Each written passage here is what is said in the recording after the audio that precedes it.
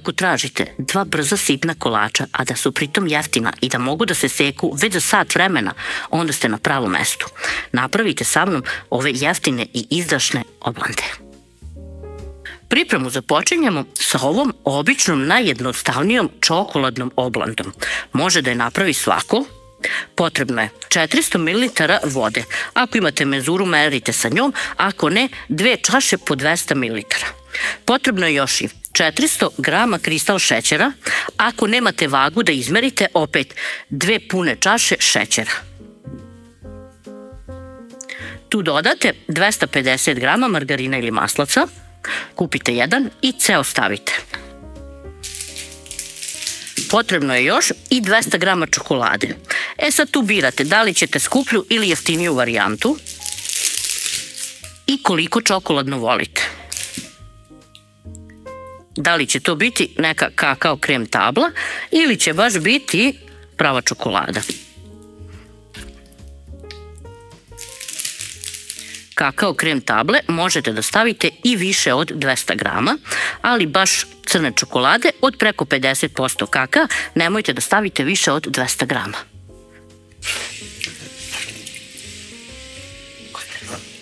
Otapamo sve zajedno uz povremeno mešanje na srednjoj do jačoj vatri.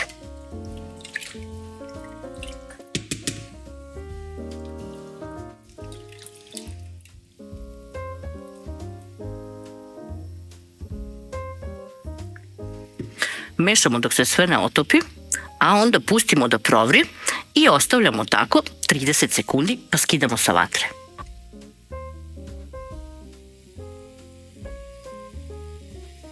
Da vam ne bi iskipelo, ovako promešate, da malo ta pena spadne ili smanjite vatru, šta vam je jednostavnije. Ko ima običnu ringlu, taj mora malo više da meša. To bi bilo to, skidamo sa vatre. Čim skinemo sa vatre, dodajemo 500 grama mlevenog keksa. Možete da dodate bilo koji mleveni keks. Ukoliko želite, možete da obogatite i orašastim plodovima. Onda malo skinete ovog keksa i dodate orahe, lešnike, bademe ili šta god da volite.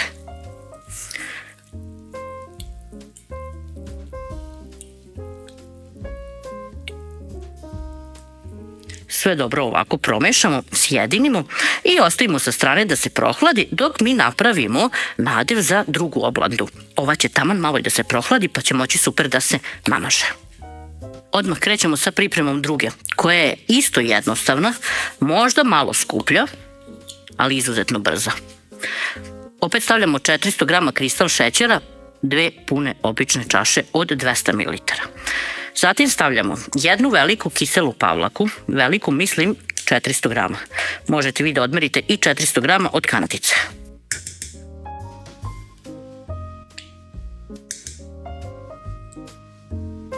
Dodajemo 250 grama margarina ili maslaca.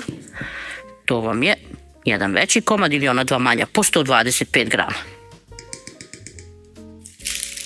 Tu dodajemo još i 100 grama izlomljene bele čokolade. I opet nosimo sve na vatru. Mešate sve na laganijoj vatri da krene da se otapa i poveže sa šećerom. Nemojte odmah na najjaču vatru da stavite zato što će šećer onda prvo da krene na nekim mestima da gori, a margarin ili maslac i pavlaka neće stići da se otope. Prvo laganija vatra da se sve fino krene otapati, a posle možete malo da pojačate.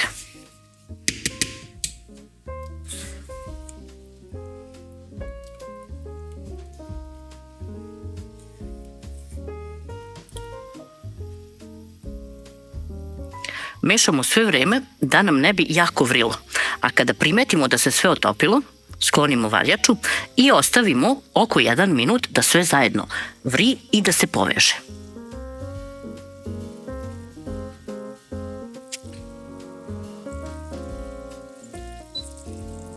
Na kraju ovako sve promešamo i skidamo sa vatre. Skinemo sa vatre i odmah dodajemo 300 grama mlevenog plazma keksa.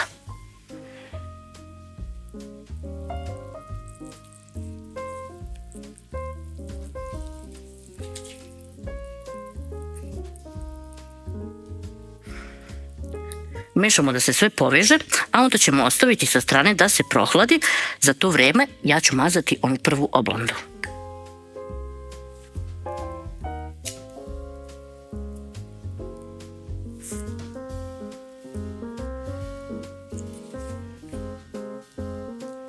Druga oblanda, lijepo spojimo ivice, obavezno malo ovako pritisnemo, pa nanosimo drugu četvrtinu.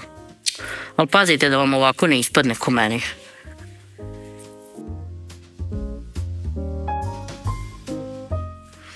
I sad treća oblanda i tako do kraja. Htjela sam nešto bitno da kažem, ali dok sam namazala sam zaboravila. Bravo ja. Setila sam se šta sam htjela da vam kažem. Ukoliko su vam potrebni sitni kalači, kalači, tako je moj deda govorio. Ukoliko su vam potrebni sitni kolači, na našem kanalu možete jako puno recepata da pronađete. Posebno su sad aktualni kolači gde ima više videa u jednom. Kao što su 3 sitna kolača za sat vremena, tako imate 2 videa. I mislim da su oni super za Novu godinu i Božić. Za jako malo vremena možete da napravite jako puno finih kolačića. Sad kad namažem i ovu oblandu, četvrtu, sve to sad fino ovako razvučem, pošto fila ima sasvim dovoljno. Ne morate da brinete. Od gore poklopimo sa nekim listom koji nam se učinio da je najbolji. Lepo opet sve ovako. Pritisnemo. Stavimo papir za pečenje. Od gore stavimo dasku. Ja uvek stavim dasku, bilo koju za sečenje mesa. Odmerim fino. Malo ovako rukom pritisnem.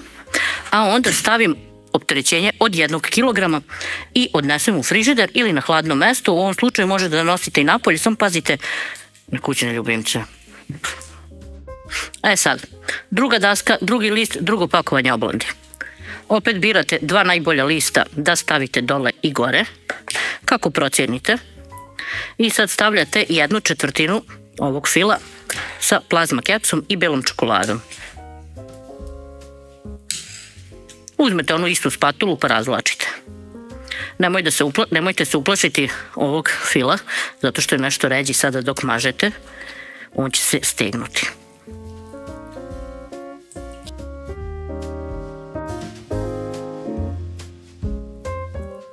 Znam da ima onih koji nisu ljubitelji kisele pavlake u kolačima, ali u ovoj kombinaciji verujte da se ne osjeti. Ovdje ona zamenjuje mlijeko. Ako baš nećete da stavite kiselu pavlaku, stavite mlijeko. Ali ja ne bih stavila 400 ml, ja bih stavila 350.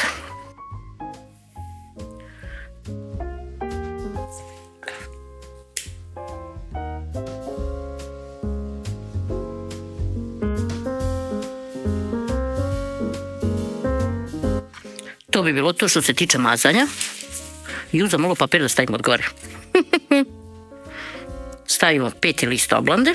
Ovako pritisnemo od gore, nemojte jako. Opet papir. Opet neka daska. Ako nemate od kilogram, može i ovako. 2 puta po pola. I pravac frižider. Obe oblande sam držala nekih sat i po vremena u frižideru. I sad ću da vam pokažem da one već mogu sada da se seku i da se posluže. Pola sata vam treba otprilike da ih napravite. I posle sat i po imate posluženje. Pogledajte.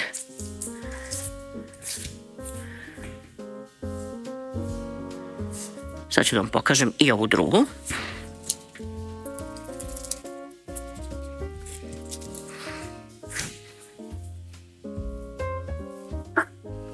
Sve što vam je ostalo na kraju je da ih poslužite i uživate zajedno sa vašim gostima. Prijatno!